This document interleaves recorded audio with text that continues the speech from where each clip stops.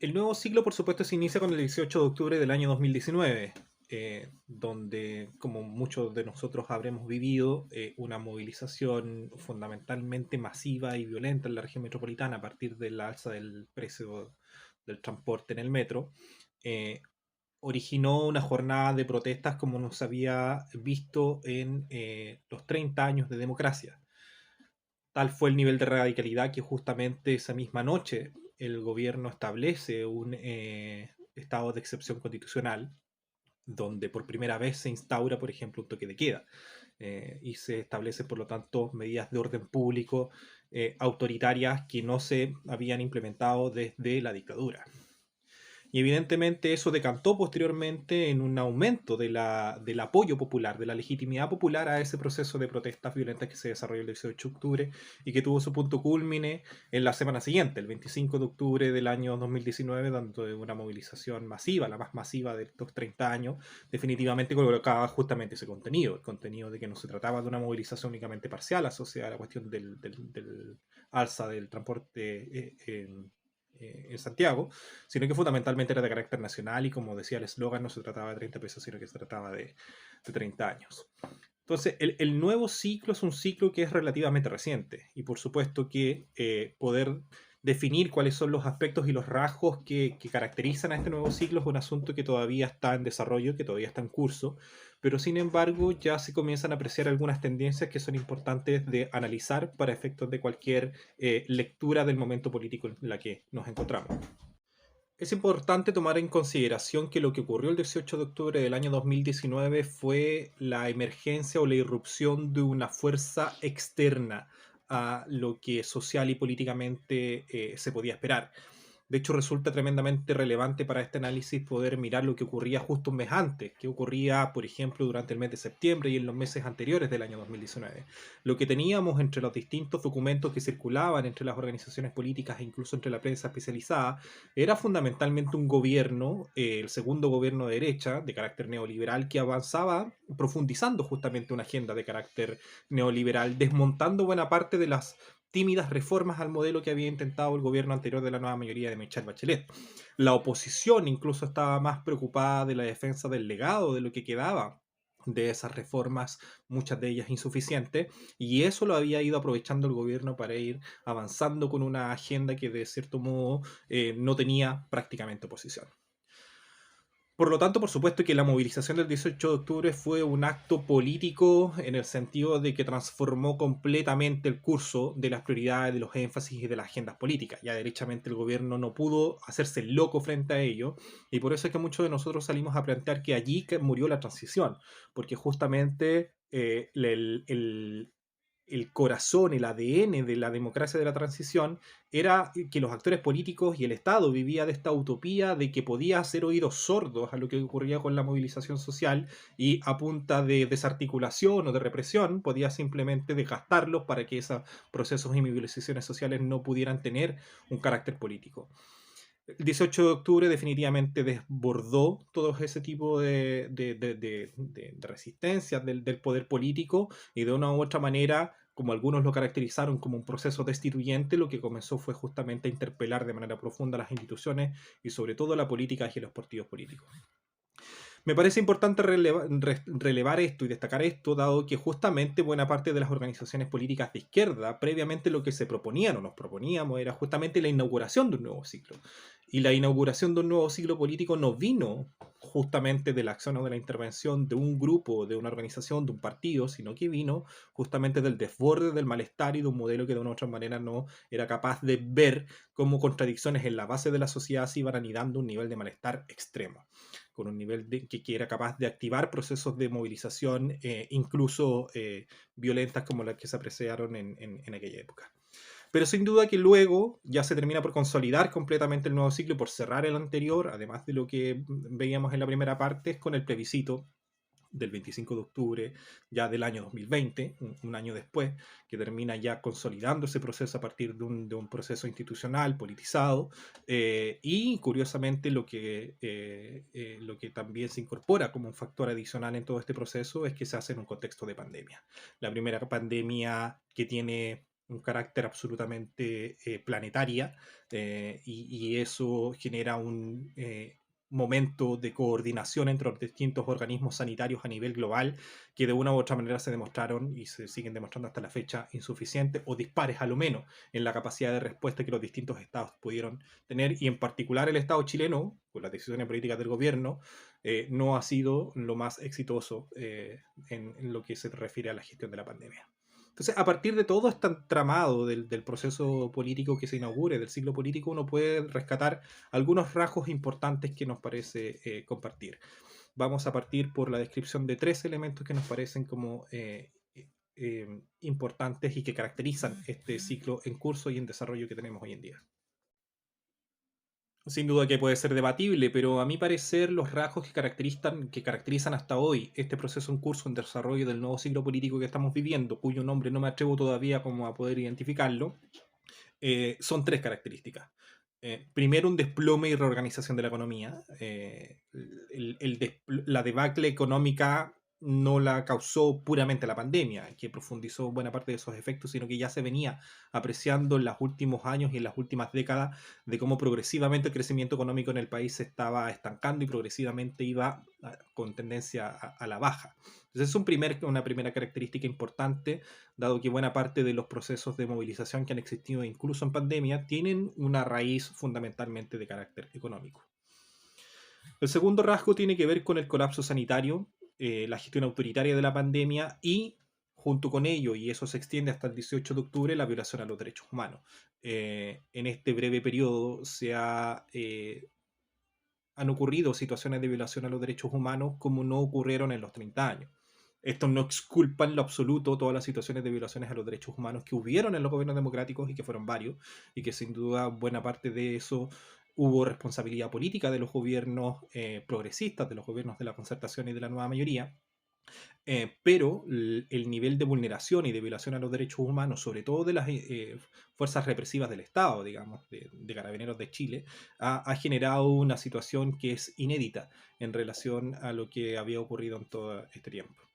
Y el tercer elemento importante, característico de este periodo, es que se mantiene algo que venía desde antes, que era un reordenamiento de la política, del campo de la política en su conjunto, y también un profundo proceso de desafección con la política, que curiosamente son dos procesos que se mueven por ritmos y tiempos distintos. Por un lado, los actores constituidos se acomodan y reacomodan en distintas organizaciones, alianzas que suben, alianzas que bajan, pero en un contexto de mucha y alta desafección a la política, que por ejemplo tuvo una expresión institucional en lo que se refirió a las candidaturas independientes para el proceso constituyente, que como ya hemos apuntado, esas candidaturas independientes no necesariamente tienen ese rasgo tan independiente del proceso político previo, sino que están ancladas también a ese proceso anterior. Entonces, estos 3 aspectos, estos 3 rasgos son los que vamos a profundizar en los próximos minutos. Como ya había apuntado, la economía chilena se había comenzado a desplomar mucho antes de la pandemia, pero sin duda que la pandemia vino a profundizar un proceso que ya venía previamente complicado. En un video en YouTube que se denomina El neoliberalismo frente al espejo, justamente se describe cómo en los 40 años de la vigencia de la actual constitución y también del modelo neoliberal, el crecimiento económico ha ido experimentando progresivamente entre las 4 décadas un descenso bastante notorio, digamos. Si en las primeras 2 décadas, en los años 80 y los años 90, fueron como los momentos de éxito y de pic del modelo neoliberal, con toda su instalación y su reforzamiento que posteriormente hizo la concertación a través de esta apertura de tratados de libre comercio y a la economía internacional. Fíjense que desde el año, en la década del 2000 y en esta década que acaba de pasar, que se cerró en el año 2019, la economía chilena comienza a tener una baja escalonada que da a entender que probablemente a la entrada de esta nueva década esa baja va a seguir experimentándose, a pesar, digamos, de que existen datos paradójicos, porque si medimos esa baja sostenida del crecimiento económico, contrasta con otro fenómeno que algunos ya lo habrán visto a través de redes sociales, pero que son estudios al final de cuentas objetivos que tienen que ver con el incremento de la concentración de la riqueza entre cada vez menos manos. Y es bastante curioso que una economía relativamente pequeña como la chilena tenga tantos súper ricos, digamos, y tantos multimillonarios entre los 500 personas más ricas del planeta, por ejemplo, que es lo que mide Forbes. Entonces, el desplome de la economía, sin lugar a duda, es un factor que ya se venía arrastrando, pero como decía, la pandemia definitivamente lo manda a niveles de crecimiento económico tales como los de la crisis del año 82. La crisis más profunda que tuvo el modelo neoliberal no fue justamente en democracia, sino que fue en dictadura. O sea, cuando algunos plantean que hay que defender los éxitos económicos de la dictadura, en estricto rigor, algunos parece que se olvidan de lo que ocurrió en el año 82 y 83, que se llegaron a niveles de crecimiento económico en números rojos de menos 6 y 7%, y justamente, y hasta 11 incluso en el año 82. Y justamente el año 2020 se cierra con el crecimiento económico con apenas un menos 6%. Entonces nos remonta, perdimos, por así decirlo, 30 años de crecimiento económico que hay explicaciones que de uno u otro modo tienen que ver, entre otras cosas, con los niveles de desigualdad y la desigual distribución que la riqueza tiene en el país. Porque otro dato que también es paradójico es que en 3, 5 años más vamos a formar parte y vamos a ser el primer país de Latinoamérica en entrar a ser parte del selecto grupo de los ingresos de países medios, de acuerdo al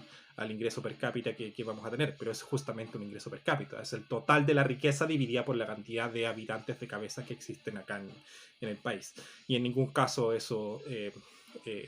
refleja lo que cada uno detenta y que es capaz de capturar del producto de la producción nacional.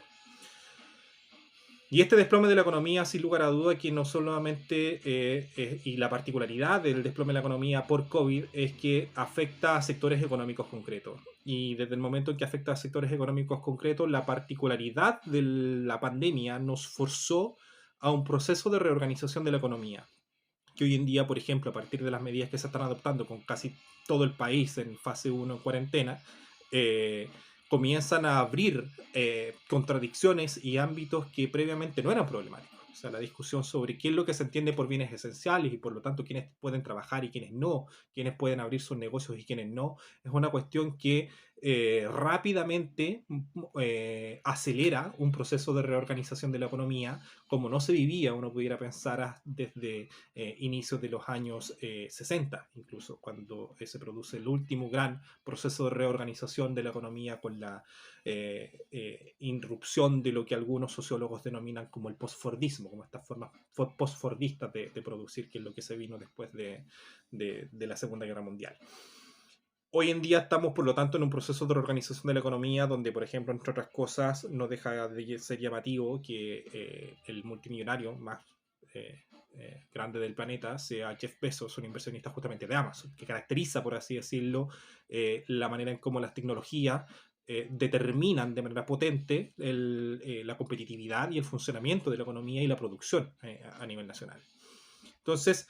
son dos procesos desde el punto de vista económico que van a marcar este ciclo, que tiene que ver con el desplome por una parte de la economía, es decir, que no hay escaso crecimiento y escasa producción, pero también con un proceso importante de reorganización de la economía. Una mayor introducción de tecnología implica una mayor introducción también de inteligencia artificial, y eso produce o ya está produciendo varias situaciones de desempleo y empleos que se van a perder en el corto plazo.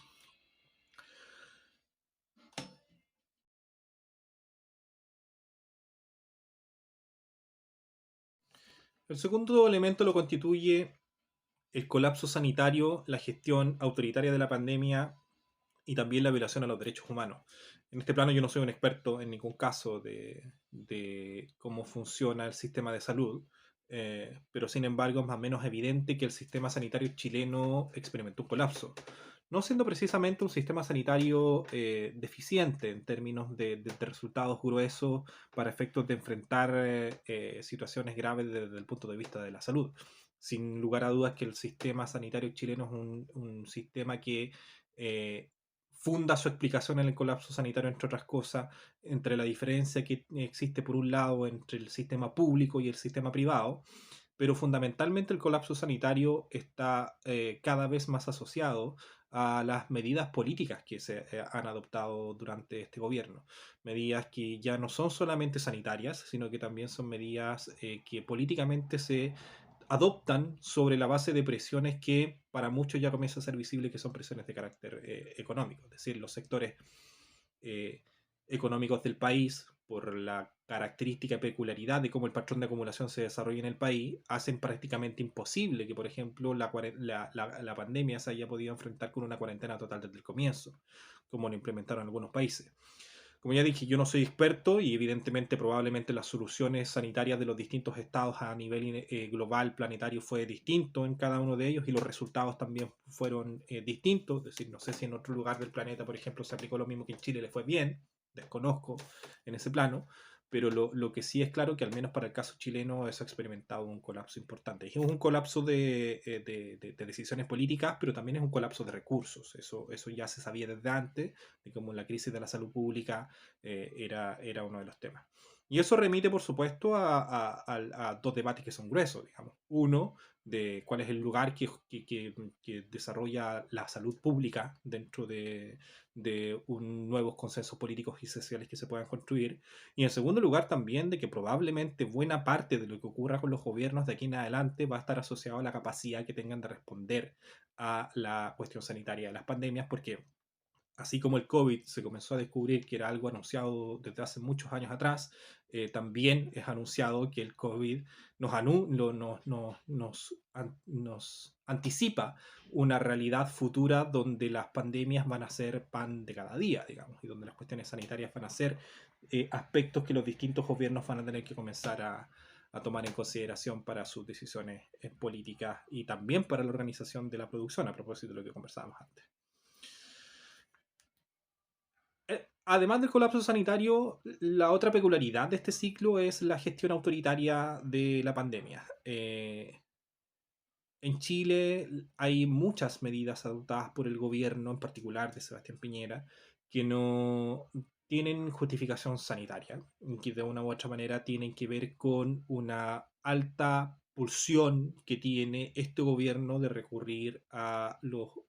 instituciones y entidades de orden público para enfrentar cualquier problema. Cuando ocurrió lo del 18 de octubre, se recurrió, por supuesto, a la violencia y la fuerza pública. Cuando ocurrió los colapsos a partir de la pandemia, las protestas sociales también por las insuficiencias, desigualdades, inequidades, incluso hambre en algunos momentos entre algunas poblaciones y comunas a partir de la pandemia, la respuesta fue represión. Y sin lugar a dudas que a partir de eso los excesos de carabineros nosotros lo hemos venido observando con atención desde antes del 18 de octubre, pero desde el 18 de octubre se comienzan a intensificar. Es una entidad que ya traía un nivel de desprestigio asociado a la situación económica del Paco Gate, como se le denominó, pero que hoy en día pesan sobre buena parte de sus últimos directores generales querellas, donde están teniendo que pasar por los tribunales, digamos. Y buena parte de eso tiene que ver con las violaciones a los derechos humanos, donde prácticamente también se aprecia mucha impunidad. Acá en la región de los ríos nos tocó ver la situación en Panguipulli, que produjo también una reacción social, no difundida nacionalmente, pero que fue muy agresiva y muy violenta por parte de la misma comunidad. Y eso son situaciones provocadas por una forma autoritaria de concebir y de gestionar la pandemia en términos generales. Adyacente a aquello, un conflicto que ha aumentado en su importancia y relevancia para la política chilena de una manera inusitada. Yo me imagino que entre otras cosas por lo político asociado a los escaños reservados, pero sin lugar a dudas que en estos últimos tiempos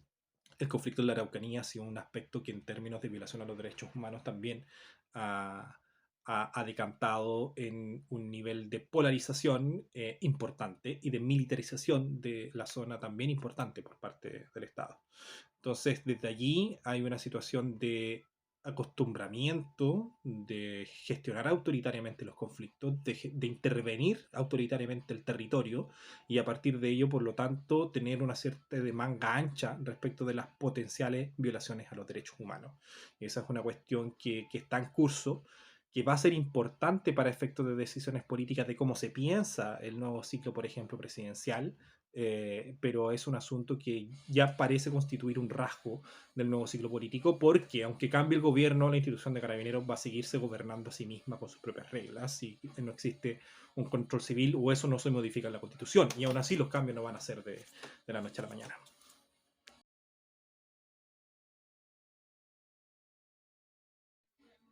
El último elemento es un elemento en el que no me voy a extender mucho porque va a estar desarrollado un poco más en el informe de coyuntura que vamos a sacar públicamente durante este mes de abril, considerando que ya han transcurrido 6 meses desde el plebiscito del 25 de octubre. Y allí justamente vamos a desarrollar de manera un poco más precisa, más detallada, todo este proceso de reordenamiento político que ha venido ocurriendo. Es decir, la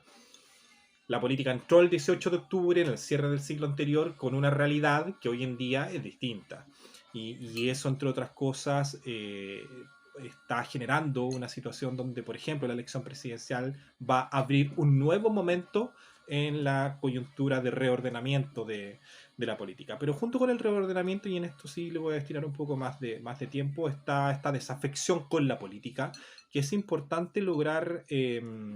encontrar, digamos, sus causas. Yo no tengo la explicación a las causas hoy en día, pero sin lugar a dudas que esto es una cuestión heredada, es la desafección a la política, la falta de participación política y de involucramiento con la cosa pública, con la política, es un asunto que se formuló durante la dictadura. Los 17 años de la dictadura fueron fundamentalmente 17 años de desarticulación del tejido construido, del proceso del Estado Nacional Popular y, entre otras cosas, de las fuerzas políticas que se constituyeron a partir de eso, que son la columna vertebral de la sociedad chilena hoy en día, digamos, de la democracia cristiana, el Partido Socialista, entre otras cosas. Eh, pero hoy en día la preponderancia y relevancia de esos partidos políticos para la realidad de los chilenos ha experimentado una desconexión importante. Entonces es una cuestión heredada de la dictadura, esta desafección con la política. Los niveles de asociatividad en Chile se han ido incrementando al calor justamente de estos procesos sociales del último tiempo. Han ido naciendo nuevas organizaciones, a las clásicas, también heredadas del Estado Nacional Popular, los colegios profesionales, los sindicatos, han irrumpido nuevos actores. Hoy existen formas mucho más abiertas de organizarse y articularse, las coordinadoras, y por ejemplo para el 18 de octubre el paradigma fue el cabildo, digamos, donde la participación podía ser reducida, acotada, temática, y que fundamentalmente lo que perseguía era procesar un afán de politicidad entre la sociedad chilena, una nueva politicidad, una necesidad de poder intercambiar perspectivas sobre lo que está ocurriendo en el país. Si en algunos años atrás nosotros nos sentíamos muy solos conversando y debatiendo sobre los asuntos de la política, hoy en día existen muchas más personas hablando sobre ello.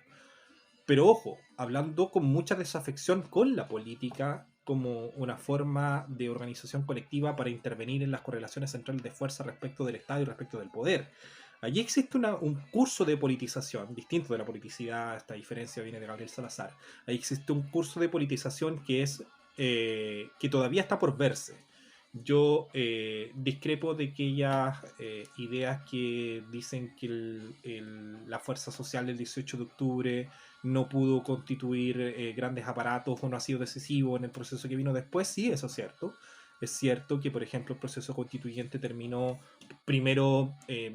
colocándose por arriba de los partidos políticos y después fueron simplemente algunas burocracias y estructuras las que terminaron capitalizando esto bajo la idea de los candidatos independientes a la Convención Constitucional, pero todos ellos comparten una estrategia, por así decirlo, o una táctica de conquista de espacios institucionales, de alcanzar representación política en ese campo y en ese ámbito. Pero fíjense que en el momento en el que quizá ese nuevo pueblo más politizado tuvo una oportunidad de expresarse sin calzarse con un candidato X o Z, que fue la situación del plebiscito, el plebiscito aún así alcanzó niveles de participación de un 51% del total del padrón, es decir, existe una mitad del país que todavía no participa. de procesos tan importantes como el plebiscito del 25 de octubre. Y esa falta de participación no obedeció seguramente a estas críticas sobre los 2 tercios, sobre si los partidos traicionaron a la movilización y todo ese tipo de cosas, sino que probablemente tiene que ver con esta condición heredada, primero de la dictadura y después de 40 años de neoliberalismo, que justamente lo que persigue es separar y atomizar al final de cuentas y impedir construir barreras materiales incluso a la participación social y política. Lo hemos conversado internamente, por ejemplo, en estos últimos días, como la realidad concreta de la pandemia, por ejemplo, con desplome, con crisis económica, te dificulta, sin lugar a duda, la participación política, la participación en espacios colectivos. Y ese es un asunto muy característico de este ciclo, distinto a lo que ocurría con la desafección política de los años 90, donde uno podía hablar de que había más apatía. Hoy en día existe mucha opinión, mucha politicidad, pero un curso de politización que está por verse. Probablemente en el nuevo ciclo electoral eso se va a expresar y tal vez pueda dar sorpresas en distintos distritos del país.